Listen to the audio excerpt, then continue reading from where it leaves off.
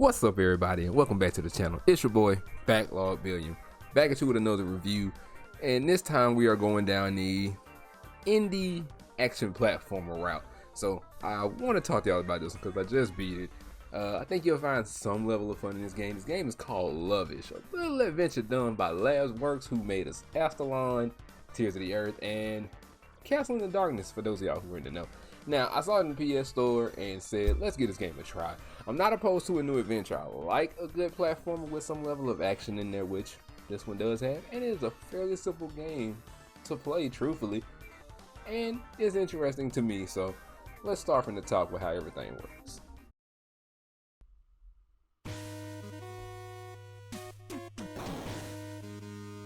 Sir Solomon and the Savior, the right depart. Princess Suna has been taken by the devil lord. She must be rescued. So Solomon had started to worry. What if, after being rescued, the princess fell in love with one of her friends instead of him? So he ditched them.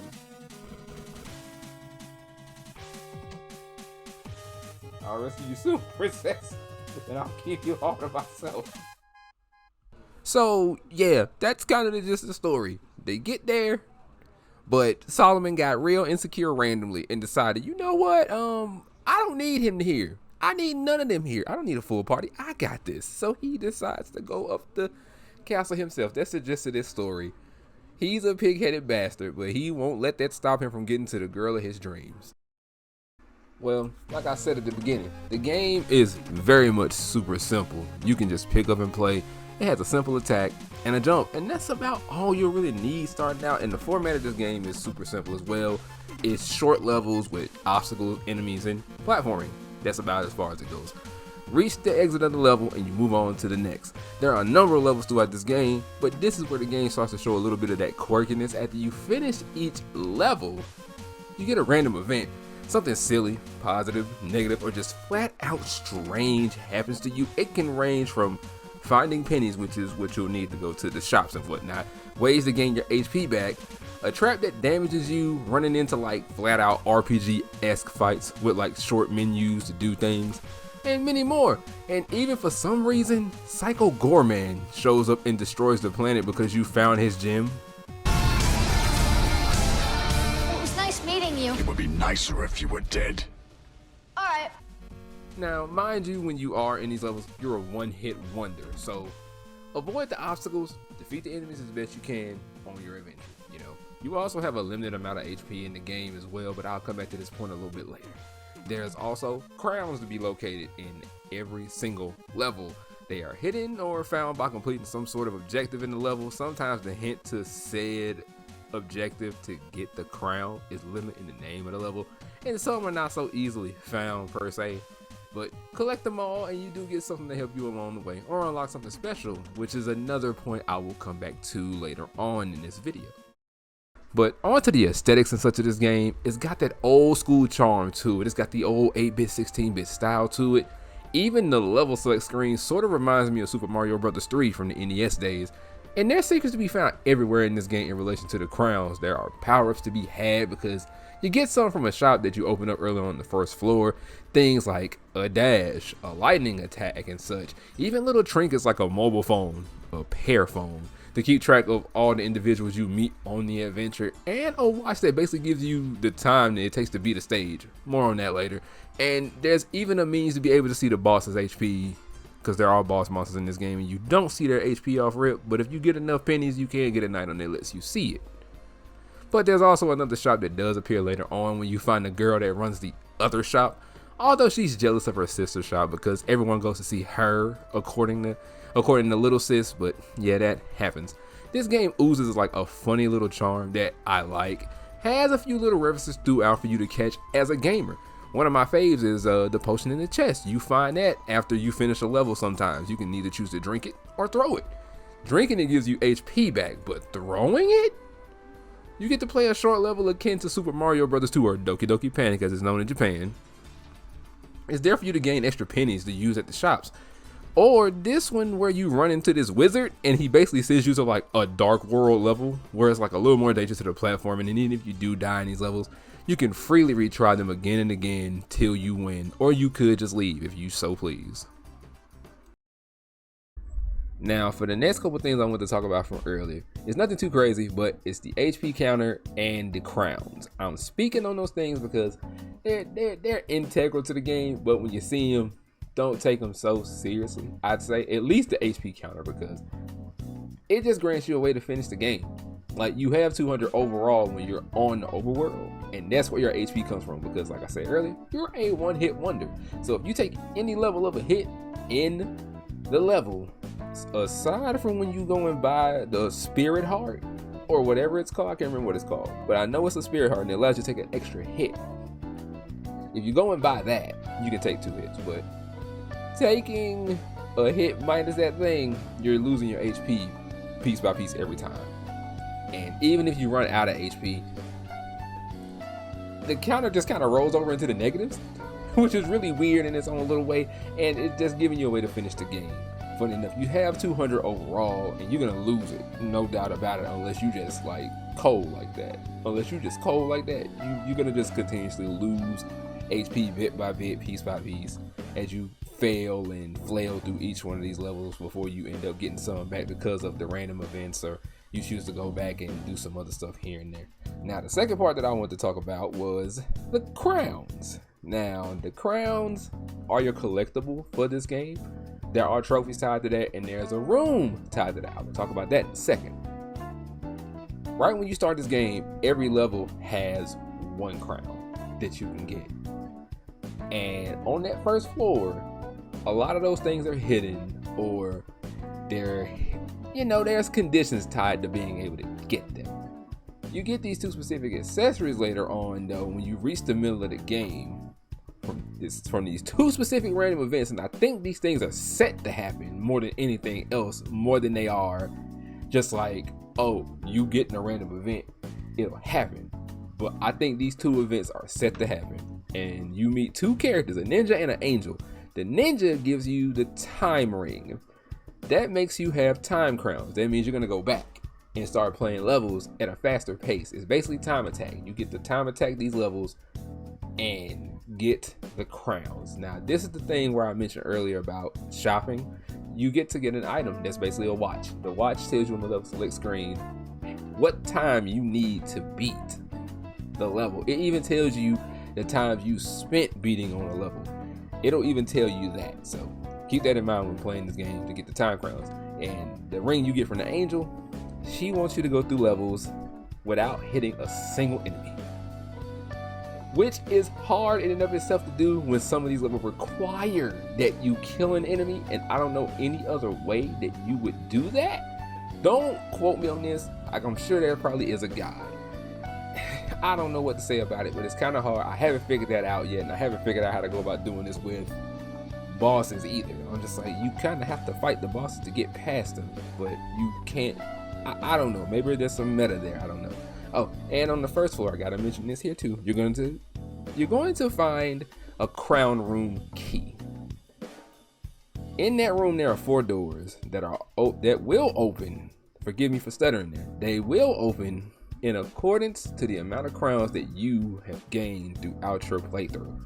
Now, in my playthrough, I only opened 2 of those doors, that being 50 crowns and 100 crowns. I think the max in this game is like 264. Don't quote me on that. I think it's 264. But one of them gives you a new person that'll fight bosses. He'll be in the treasure chest right when you walk into a boss fight room. You can open the chest and you can use them instead of fighting as yourself. And the other was a prologue demo in the game. And I know what you're thinking, there's a demo in the middle of this game? Yes, there is a demo in the middle of this game that you can unlock, and it'll basically tell you how we got to the point that we're currently at right now. So yes, it basically shows how Solomon got that helmet on his head.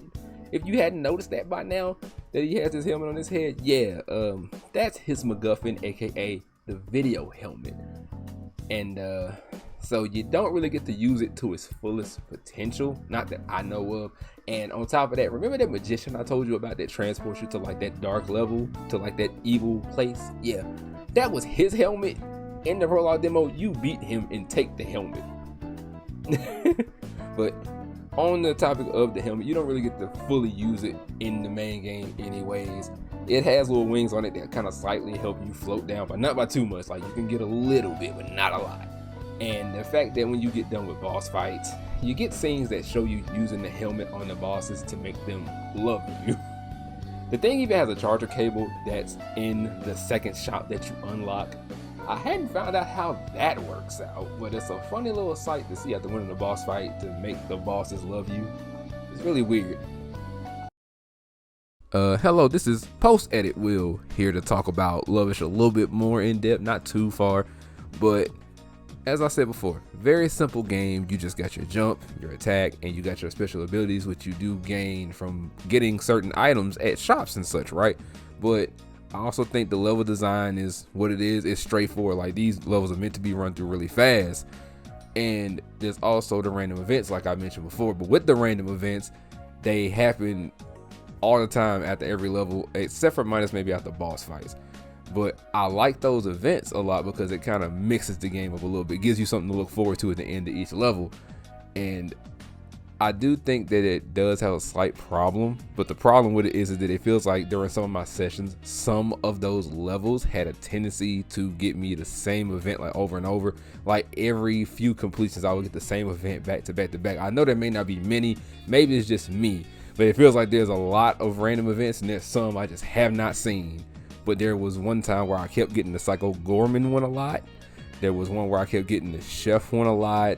There was one where I kind of got I got damaged quite a bit, and I also got the caveman giving me the penny a lot. At least that was after I beat him. Like it was seemed like every 2 to 3 completions I would get that. I'm like, man, this event is popping up a lot.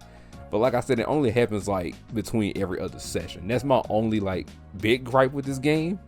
So if I had to give it like somewhat of a leaning score, I give this game like a 7.5. It's nothing like crazy groundbreaking, but I think it's a game that you can sit down and play, and you can have it done in a few hours on a random Saturday, Sunday, Friday, whenever you just want to play the game. It's one of those games that you pick up, you play, and you're done with it before you know it. Unless you want to spend the time getting all the crowns, like I said before, and clearing out all those secrets, getting this, getting that, and just getting everything you need. Because like I said, there are 2 endings to this game, at least of what I know of, and the ending I got showed that he couldn't get his princess because apparently the princess is dating the Devil Lord. But there's another ending you can get if you get all the crowns and something else as well. It's a lot, especially if you can sit down and let your skills be tested. All right, and that's enough out of me. I hope y'all enjoyed the video. Like I said, Lovish is out right now, and at the price of $14.99, you can't really beat getting into an old school retro style 8-bit game that has platforming challenges, things of that sort, and just a lot to do for what you get. Or if you wait on a sale and it comes a little cheaper, I say get it then too. It's pretty damn fun. But I appreciate y'all for watching this video. Like, comment, and subscribe. But I got a little bit more to talk to y'all about, and I gotta say, this was kind of the easiest thing I can get my hands on to do right now, because I know RPGs take a bit of time. So I decided why not talk on a smaller, shorter game for the time being. Plus this will be my first video in April anyways, because I missed all of March. I think I did 3 videos in February and then missed this. So I'm trying to get this video out here. But I noticed y'all have been like kind of touching up on my where to start guide for the Saga series. It said it just kind of went over 300 views recently, and I appreciate y'all for that. Like, I thank y'all dearly for actually sitting down with that video. Even if you don't watch the whole thing, at least watch like at least a good 5 to 10 minutes of it. I appreciate you for your time. But yeah, I want to do some more where to start guide on some series, because I have a lot of shit that I play and there's a lot of other things that I could be doing right now. But I want to do those guides, and I also want to review more Saga games as well, because right now the Game Boy Saga games are looking very tempting because they're short and to the point. Like they're no more than maybe 10 to 12 hours at the most from what I know. And then I want to look into getting into Saga Frontier again, because I only played 1 story and I want to get through more of those stories, at least another 2 or 3, at least another 2 stories, and then I'll come with a full review. Because playing all 8 is kind of, well, yeah, all 8 would be kind of preposterous for me, because then that'll be, But then the stories aren't even that long in that game, but that's neither here nor there. Well, I want to do that. I got a couple other things on mind. If y'all want more of those guides, hit me up in the comments. Let me know. Yes, I'm wearing a different shirt because this is me like after making the whole video, editing it, and realizing this ain't good enough. I know I could just put it out there and then, you know, improve upon my next video, this and the third, but I wanted this one to be right because I'm like, I'm putting videos out. I need to do better for y'all and for myself. So yeah. But anyways, I love y'all. Take care. Like I said, like, comment, subscribe. Hit me down in the comments if you want more of those where to start guides or something you want me to review if I can get my hands on it. By all means, hit me up. It's been your boy Backlog Billion. Play them games, level up, and enjoy your time. All right, I love you. Take care now. Peace.